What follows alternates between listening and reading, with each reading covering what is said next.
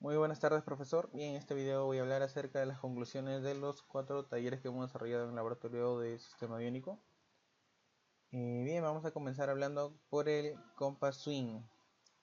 En este laboratorio, se desarrolló la calibración del compás magnético de la aeronave, en el cual se realizó con el uso de la rosa náutica y también con el compás maestro. Luego de tomar los datos de la desviación del compás de la aeronave, se procede a sacar el promedio, ¿no? De acuerdo a ello, utilizando el compás maestro, se alinea de acuerdo a la desviación. Por ejemplo, si son 2 grados, se resta, ¿no? Si es una desviación de menos 2 grados en el promedio, con respecto al norte, por ejemplo, se restaría, ¿no? Menos 2 grados, los 360 menos 2 sería 358. Se alinea con eso el compás de la aeronave, y el compás de la aeronave se regula al punto norte. Bien, de igual manera con el este-oeste, en este caso el norte-sur, ¿no? La alineación, bien, como conclusión se puede decir que se tiene que alinear con este destornillador, que es no magnético, que es de una especie de plástico. ¿Por qué? Porque el compás magnético trabaja con sistemas que son magnéticos, ¿no? Con imanes interiormente. Y cualquier aproximación que sea metálica o imantada, que sea magnético, va a alterar el compás magnético, la brújula lo va a desviar. Es por ello que, según el manual, se tiene que realizar la calibración fuera de cualquier equipo metálico, lejos de, por ejemplo, de edificios, de cerros. El técnico que va a utilizar el compás maestro tiene que quitarse todos los materiales magnéticos que pueda tener en su cuerpo, como llaves, relojes, anillos, porque estos van a alterar la dirección a la que apunta este compás maestro. Y recordemos que la calibración del compás de la aeronave se realiza con respecto al compás maestro, ¿no? Además de ello, ¿qué más podemos decir? Que la desviación, siempre va a haber una desviación residual luego de la calibración, ¿no? Esta desviación no tiene que exceder de un límite, en este caso sería más o menos 5 grados. En caso de exceder, esto tiene que colocarse en una tarjeta que viene a ser esta aquí, que la ubicamos del manual, en donde es una tarjeta de calibración del compás maestro. En esta parte aquí se puede observar la parte que dice to fly. En esta columna se observan los puntos cada 15 grados, ¿no? Por ejemplo, 15, primero comienza con el norte, luego 15, 30, 45, 60. Por ejemplo, aquí en el 45, si hubo una desviación de 3 grados, se coloca 48 en steer, en la columna steer. ¿Para qué? Para que cuando el piloto desee ir con el bearing de 45, tiene que darle un steer de 48, para que así pueda ir hacia el radial 45, ¿no? Hacia los 45 grados. Para ello se utiliza esas tarjetas. Además, ¿qué más podemos decir con el compás de la alineación del compás?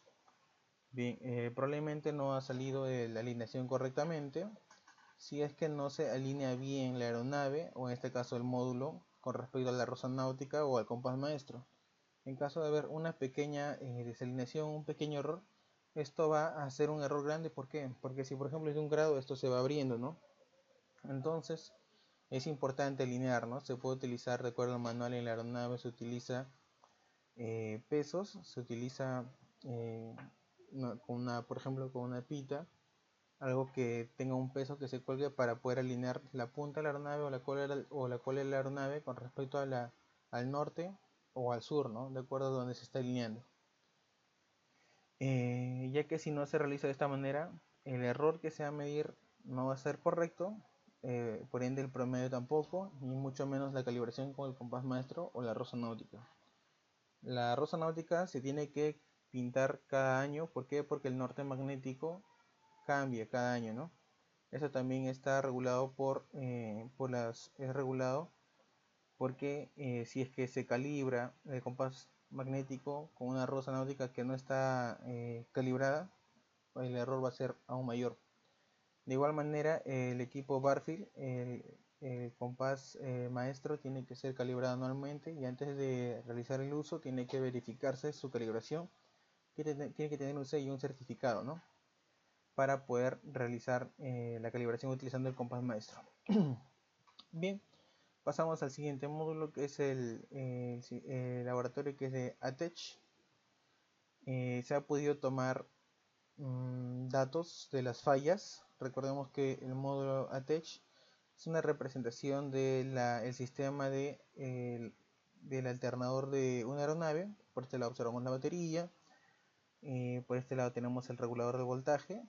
Sale de la batería, pasa por el regulador de voltaje para que, de acuerdo al regulador de voltaje, se pueda enviar un voltaje constante para que el rotor pueda tener un campo magnético constante y generar el voltaje suficiente para que el estator pueda recibir esta inducción magnética y así generar la corriente, ¿no?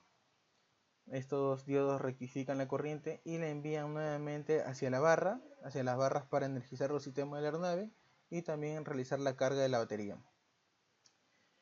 Bien, el módulo presenta cuatro fallas simuladas para que nosotros podamos analizar. Y además, bueno, en mi caso hemos realizado una falla mecánica, ¿no? En la primera falla, bueno, se ha podido obtener como dato que, bueno, con el funcionamiento normal, midiendo la batería, se obtiene un voltaje de 14.47 voltios. Lo tengo por acá.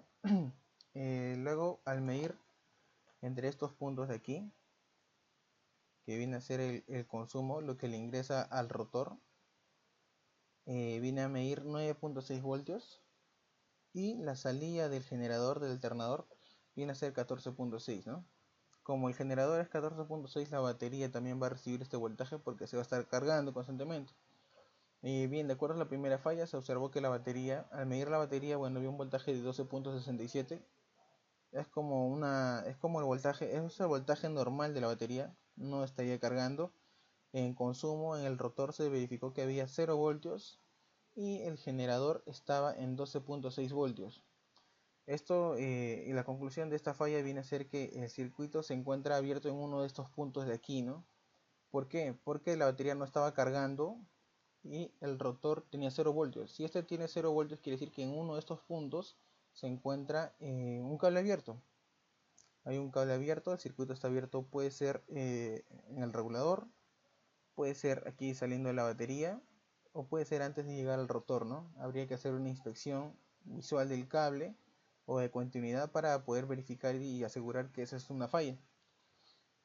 Y el generador estaba generando corriente, pero no se encontraba corriente aquí en esta parte del rotor. En la segunda falla y en la tercera falla, bueno, se ha obtenido casi los mismos datos. Viene a ser 12.6 voltios para cada medida, tanto de batería, tanto en el rotor y tanto en la salida del generador. Esto da como falla que es un posible cortocircuito, puesto que es como si el cable estuviera conectado directo a tierra en cualquiera de estos puntos. Por ello es que se medía tanto en la batería, que es el voltaje normal de la batería, que es de 12 voltios, se medía 12.6. En esta parte también se medía 12.6 y en la salida del generador del alternador también 12.6. Por lo tanto, se puede concluir que en los puntos de medición se medía el mismo valor porque había un falso contacto o un cortocircuito en cualquiera de estos puntos, ¿no? Y en la falla número 4 se pudo observar que el voltaje en la batería era 12.8, era el voltaje normal, un poco más, pero no había carga. El consumo en el rotor viene a ser de 7.96, era un poco menos, pero el generador, la salida del alternador era de 21.8 voltios. Es mucho más de lo que debe generar normalmente el alternador. Entonces, estos diodos de aquí lo que hacen es regular el voltaje que se genera de estas bobinas que están girando, ¿no? Entonces, si esto se encuentra fallando, o en general el alternador se encuentra fallando, o en este caso específicamente los diodos, estos diodos se estarían rectificando mal, estaría saliendo un voltaje que no es el apropiado, ¿no? 21.8 voltios es lo que estaba saliendo el generador, pero la batería estaba con 12.8 voltios.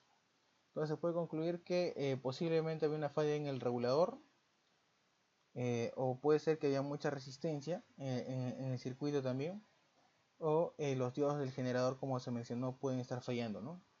Esas son las conclusiones con respecto al módulo ATECH. La siguiente actividad que se realizó fue el Piper Generation. Se ha inspeccionado el sistema EWIS, ¿no? Este sistema es lo mismo que el ATECH, es el sistema del alternador de la aeronave.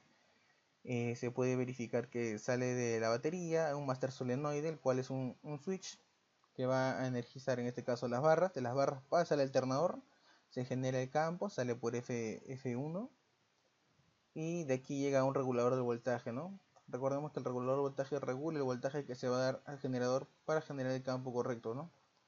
Y luego regresa igualmente para cargar la batería. Pero recordemos que hemos inspeccionado el Lewis en este caso.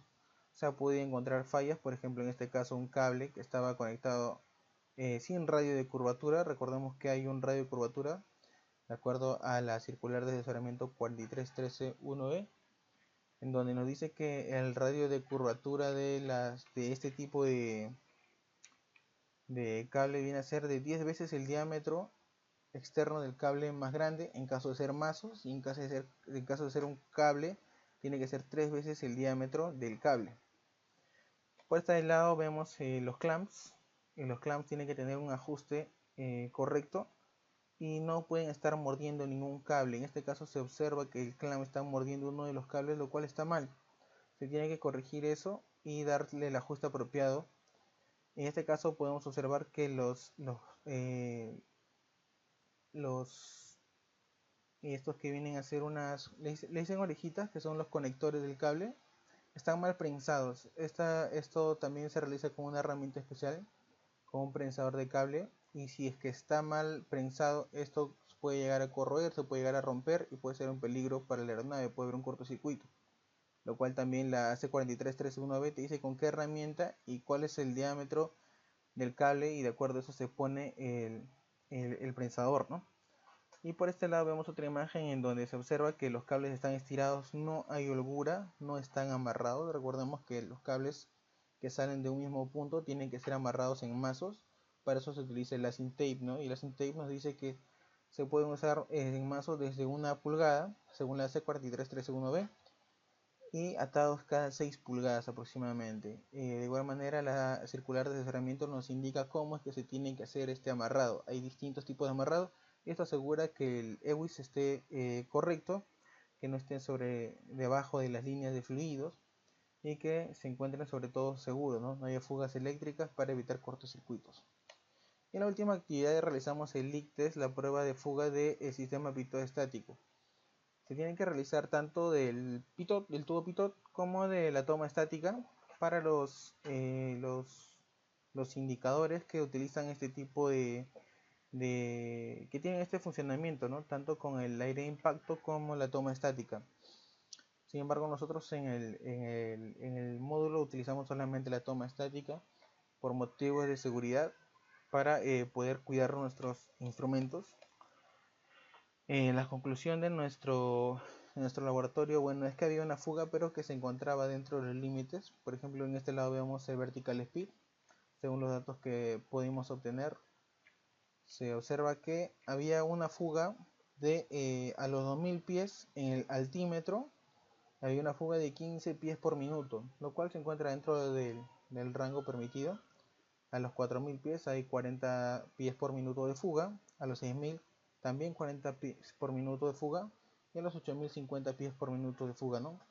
La conclusión es que, bueno, antes de realizar este test, se tiene que verificar que no haya fuga desde la maleta de la bomba de vacío hasta los puntos donde van a ser acoplados para la entrada a los instrumentos. Simplemente se le da la presión de vacío, se presiona la manguera para poder ver si es que baja la indicación del altímetro en la maleta, ¿no? Recordemos que esta maleta trabaja con vacío, tiene unos seguros que vienen a ser como unas válvulas crossbleed en este caso, y también unas válvulas de alivio, que son las de ventilación.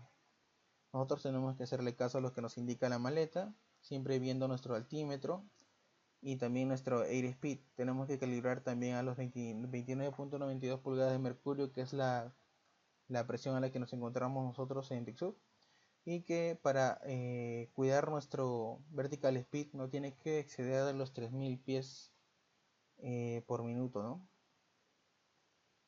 Bien, profesor, esas son las conclusiones que hemos podido obtener de los laboratorios. Muchas gracias.